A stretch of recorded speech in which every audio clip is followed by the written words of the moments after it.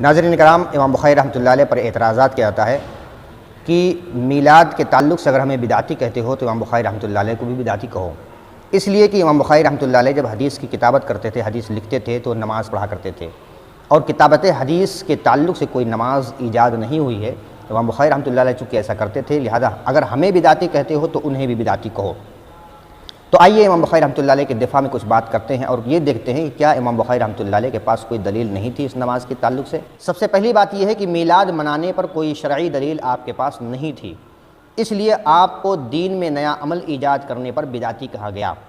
اس لیے آپ نے اپنے عمل کو ثابت کرنے کے لیے امام بخاری رحمۃ اللہ علیہ کے عمل کو پیش کر دیا۔ کیا امام بخاری رحمۃ اللہ علیہ کا عمل آپ کے لیے دلیل ہے؟ یعنی آپ کے پاس کوئی دلیل نہیں ہے تو امام بخاری رحمۃ اللہ علیہ کا عمل پیش کر دیا، تو کیا امام بخاری رحمۃ اللہ علیہ کا عمل آپ کے لیے دلیل ہے؟ ایسے بہت سارے اعمال امام بخاری رحمۃ اللہ علیہ کے ہیں، ان کے فقہ میں ہیں، ان کی حدیث میں ہے، ان کے صحیح بخاری کے اندر ہے، جو آپ نہیں مانتے۔ تو کیا آپ کے لیے امام بخاری رحمۃ اللہ علیہ دلیل ہیں؟ یہ پہلی چیز آپ کے سامنے میں نے عرض کیا۔ دوسری چیز یہ ہے، یہ بات کس نے کہہ دی کہ امام بخاری رحمۃ اللہ علیہ نے حدیث لکھتے وقت صلاۃ کتابت حدیث ایجاد کر لی؟ یہ بات کس نے کہی؟ یہ بات کسی امام نے یا کسی فقیہ نے یا کسی محدث نے کہی ہے؟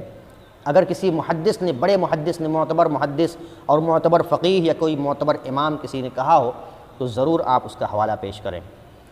تیسری چیز یہ ہے، مفتی احمد یار خان نعیمی صاحب نے جاء الحق کتاب کے اندر، جو قادری پبلشر لاہور سے چھپی ہوئی ہے، صفحہ نمبر 194 کے اندر امام سخاوی رحمۃ اللہ علیہ کا قول ذکر کرتے ہیں۔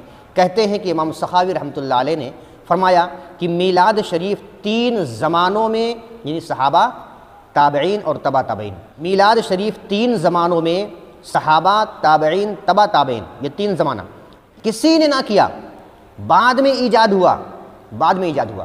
یہ ساری چیز 3 زمانوں، صحابہ کے زمانے میں ایجاد نہیں تھا، اور صحابہ میں نہیں تھا تو ظاہر سی بات نبی کریم صلی اللہ علیہ وسلم کے زمانے میں نہیں تھا۔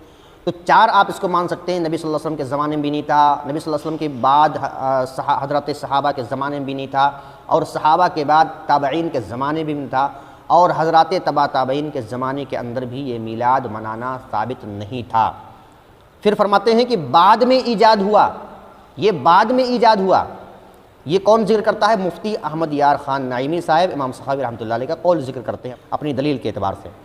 فرماتے ہیں کہ اس اعتبار سے مفتی احمد یار خان نعیمی نے جو میلاد منانے کی 11 دلیلیں عقلی اور نقلی دی ہیں وہ بیکار ہو گئیں۔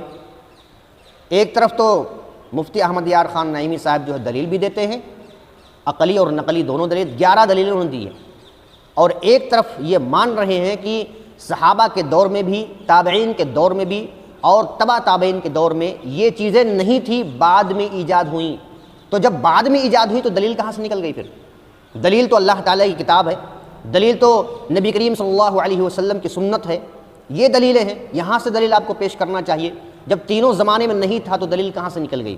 تیسری چیز کے اندر ایک چیز اور ایڈ ہے، یعنی میلاد کی دلیل موجود ہی نہیں ہے، تو امام بخاری رحمۃ اللہ علیہ پر اعتراض کرنے لگ گئے اور ان کے عمل کو دلیل کے طور پر پیش کر دیا۔ یعنی جب اپنے پاس دلیل موجود نہیں ہے تو امام بخاری رحمۃ اللہ علیہ کے عمل کو دلیل کے طور پر پیش کر دیا، یعنی اپنے جرم کا ٹھیکرا کسی اور کے سر پھوڑنا چاہتے ہیں۔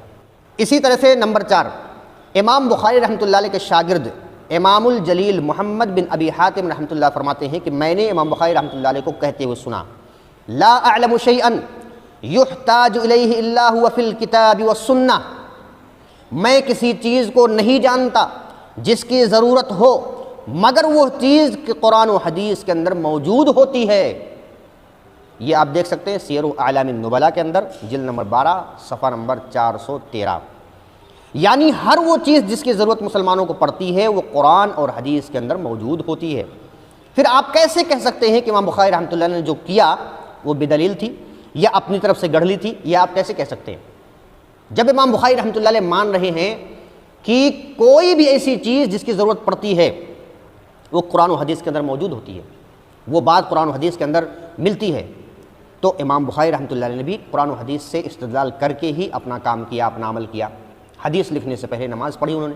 اچھا، آخری چیز میں ذکر کرتا ہوں، 5ویں چیز، اور اس میں دلیل بھی پیش کروں گا کہ امام بخاری رحمۃ اللہ علیہ کس دلیل کی بنیاد پر ایسا کرتے تھے۔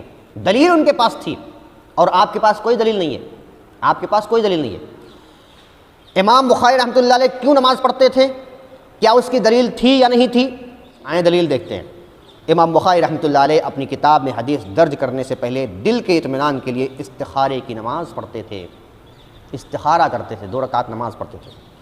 ایسا کرنے کے لیے ان کے پاس نبی کریم صلی اللہ علیہ وسلم کی دلیل موجود تھی، نبی کریم صلی اللہ علیہ وسلم کی حدیث موجود تھی، اور حدیث اس طرح تھی، آپ صلی اللہ علیہ وسلم نے فرمایا اذا ہم احدکم بالامر فلیرکع رکعتین من غیر الفریضہ، کہ جب کوئی اہم کام ہو یا اہم معاملہ ہو تمہارے سامنے پیش ہو تو فرض نماز کے علاوہ 2 رکعت نفل نماز پڑھ لو۔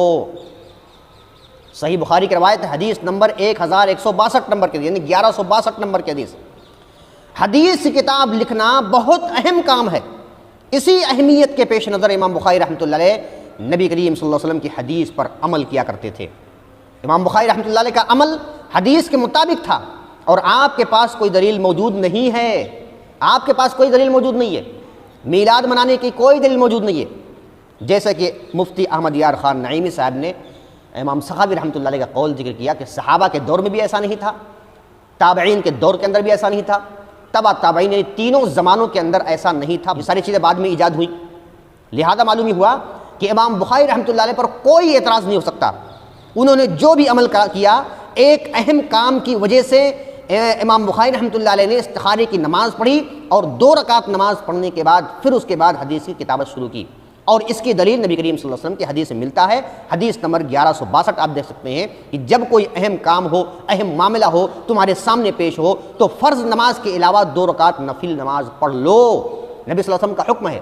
لہذا وہ اسی حدیث پر عمل کرتے ہوئے حدیث لکھنے سے پہلے 2 رکعت نماز پڑھا کرتے تھے، وضو بھی کیا کرتے تھے، اور بہتر اہتمام کے لیے غسل بھی کر لیا کرتے تھے۔ آپ کے پاس میلاد منانے کی کوئی دلیل موجود نہیں ہے، لہذا امام بخاری رحمۃ اللہ علیہ کا سہارا لے کر آپ جو ہے اپنی بدعت کو اور اپنے کام کو اچھا اور بہتر ثابت نہیں کر سکتے۔ امام بخاری رحمۃ اللہ علیہ پر اعتراض کرنا بند کریں، امام بخاری رحمۃ اللہ علیہ حدیث پر عمل کیا کرتے تھے۔ آئیے آخر میں دعا کرتے ہیں کہ آپ بھی ہمارے بھائی ہیں، آپ بھی مسلمان ہیں، ہم آپ کو مسلمان سمجھتے ہیں، آپ کتاب اللہ کی طرف آئیں، رسول اللہ صلی اللہ علیہ وسلم کی سنت کی طرف آئیں۔ آخر میں دعا ہے کہ اللہ تبارک و تعالی ہم تمام مسلمانوں کو اللہ کی کتاب اور نبی مکرم صلی اللہ علیہ وسلم کی احادیث پر، ان کے قول فعل اور تقریر پر عمل کرنے کی توفیق عطا فرمائے، آمین۔ والسلام علیکم ورحمۃ اللہ۔